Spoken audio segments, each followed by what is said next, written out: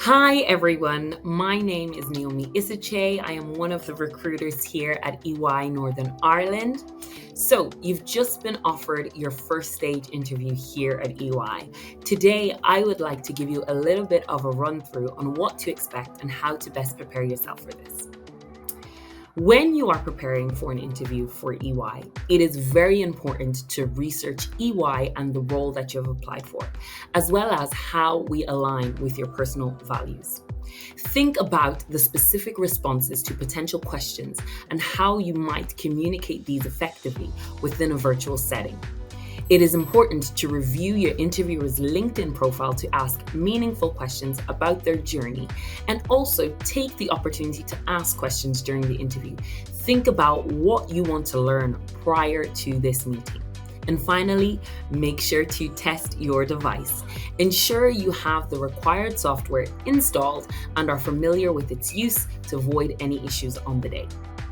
Now, for the interview itself, what you can expect. A brief introduction, which would take about 10 minutes. We'll then talk about your CV and experience. That would roughly be around 30 minutes. And we'll then move on to discuss your motivations for joining EY. That would be roughly 10 minutes as well. And finally, we finish up with a Q&A and talk about the next steps, and that would be 10 minutes. When we look at motivations for joining EY, it is important to think about what attracts you to EY. And so, what do you think you will enjoy about working here at EY? Do you know any current EY employees? What is your overall impression of EY? Have a good think about why you might want to join EY and what the opportunity here might represent for you.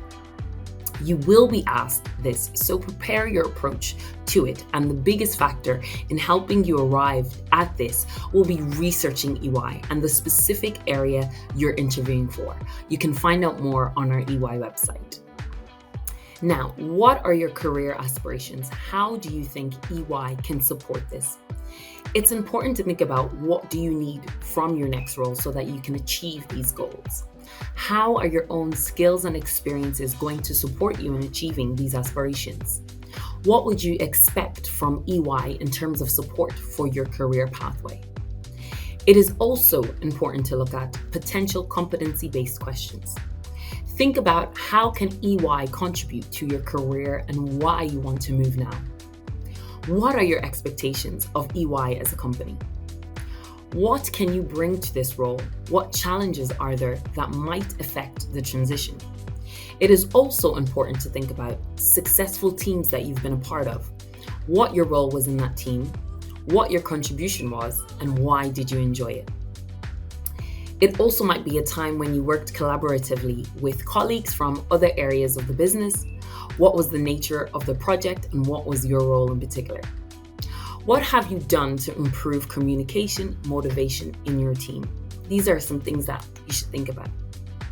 There will be 5 areas that the business will look at in terms of competency-based questions. The first one will be leadership. How have you demonstrated role model management and how did you go about gaining this credibility? What is your leadership style? Have you had to deal with poor management in the past and how did you do this? The second area of focus will be commercial awareness. We may ask you, when you take on a new client, how do you learn about their market, their operations? Are there any personal initiatives that you have taken on to generate commercial opportunities? Are there any key issues facing this area of business in the next 5 years?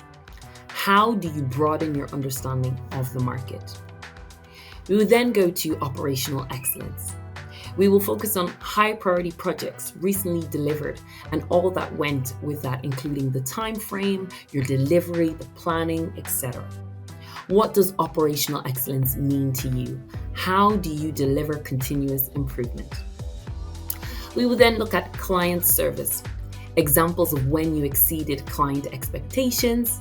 How do you manage the balance between selling and delivering?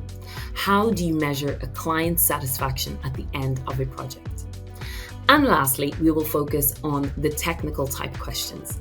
You can expect 4 to 5 questions on specific technical knowledge and skill that are related to the role that you've applied for. At the end, there may be additional questions asked. At this point, you'll be asked if there is anything you would like to add that has perhaps not been covered in the main breath of the interview. The interviewer will open the conversation to ask you any further questions about the process, the role, and explain timescales. This will also give you a chance to ask about and discuss life at EY, things like compensation, benefits, our strategy, our career development, and perhaps the work lifestyle they and their team experience. That is all from me today. I hope this information will support you in your interview experience with EY. If you have any other questions, please don't hesitate to give me or any of my colleagues a shout. Thank you for listening. Have a great day.